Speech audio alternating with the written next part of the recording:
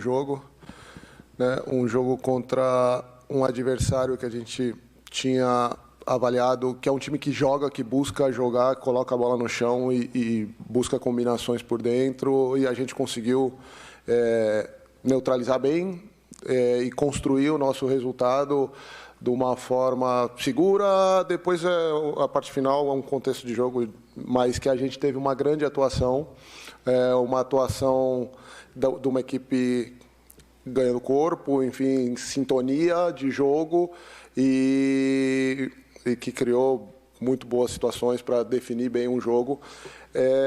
Em relação à segunda parte, eu entendo a ansiedade, eu até anotei aqui, são 35 dias que começaram as competições, 10 jogos apenas, e a gente tem etapas de consolidação, primeiro de uma equipe, é um tempo curto para a gente consolidar a equipe antes de qualquer coisa, e essas oportunidades para os jovens, elas vão surgir naturalmente. É claro que tem uma ansiedade em relação a alguns nomes específicos, mas o time das coisas, a gente tem avaliado bem, eles estão sendo inseridos, têm participado, têm chegado, têm se soltado em a naturalidade, alguns já têm entrado em alguns momentos, e o tempo depois, alguns estiveram fora durante uma boa parte da nossa participação por um bom motivo e também utilizaram os minutos, né, num Sul-Americano, onde foram vitoriosos, também foi uma forma deles estarem dando um passo a mais também, de um crescimento,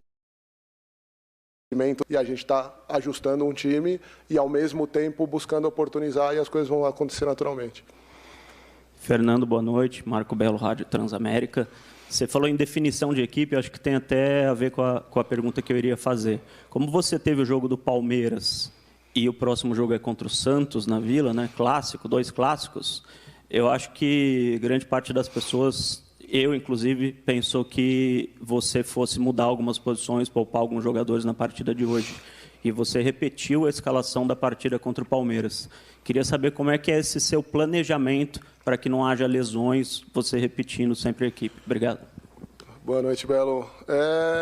Na verdade, a gente tem feito todo um processo, né, em relação a isso de treinamento, de recuperação. É uma metodologia que está funcionando de uma forma muito boa no dia a dia, os atletas com uma entrega total e uma participação em todos os aspectos. Então, não é uma coisa só do momento, mas é um processo que você vai fazendo ao longo, né? E é claro, no começo da temporada, ainda ter algumas intercorrências fazem parte ali, pontuais, pisão, algum trauma, e a gente teve algumas, mas no geral, esses nossos dia a dia, os atletas utilizando todos os recursos, o clube investindo em algumas situações para ter uma melhor avaliação da condição dos atletas, né?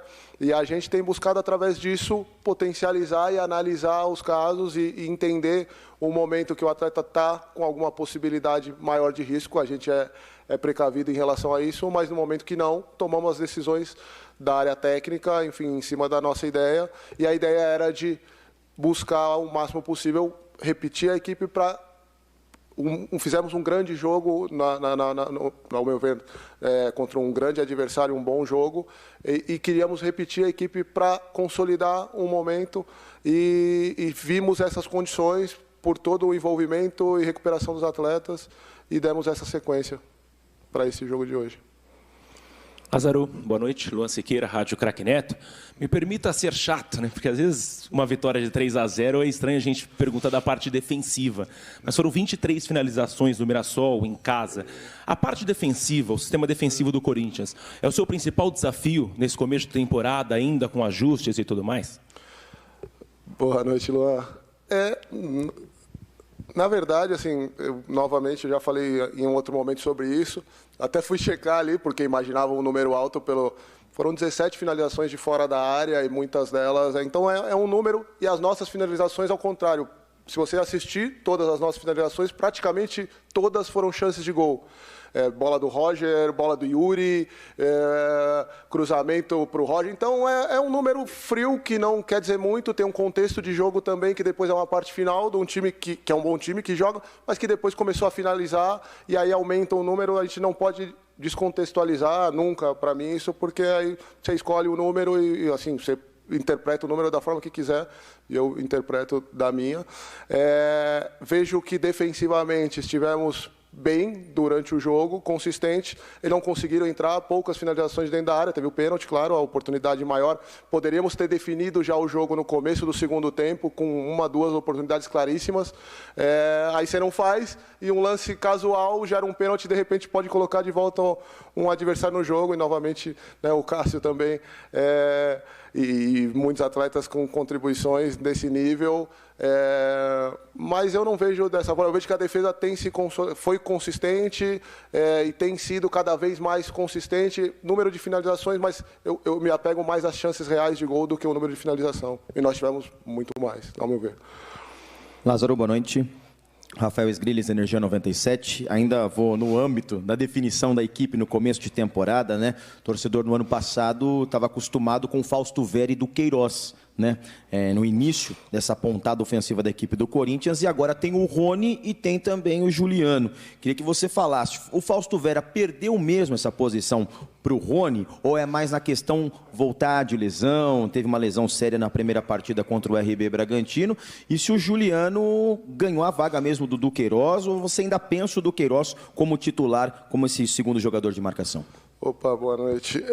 A gente está permitindo o time se mostrando, e são etapas também que não são definitivas, né? O futebol é muito dinâmico, e na questão do Fausto, por exemplo, ele teve intercorrências que tiraram ali a possibilidade de participação. O Rony veio participando e bem, entrando nos jogos, depois teve a sua oportunidade, seguiu, e o time se ajustou, mas o Fausto retomando, agora a gente tem tentado propiciar também o máximo de minutos para que retome a melhor condição. É rápido, dinâmico, e dar isso a ele e a outros atletas é importante para esse crescimento e possibilidades de time. Eu não vejo, claro, o time se repete, enfim, cria alguns links, algumas conexões ali do time, mas essas outras possibilidades são fundamentais, e a gente tem que ter um elenco forte, porque a quantidade e a nossa necessidade exige isso.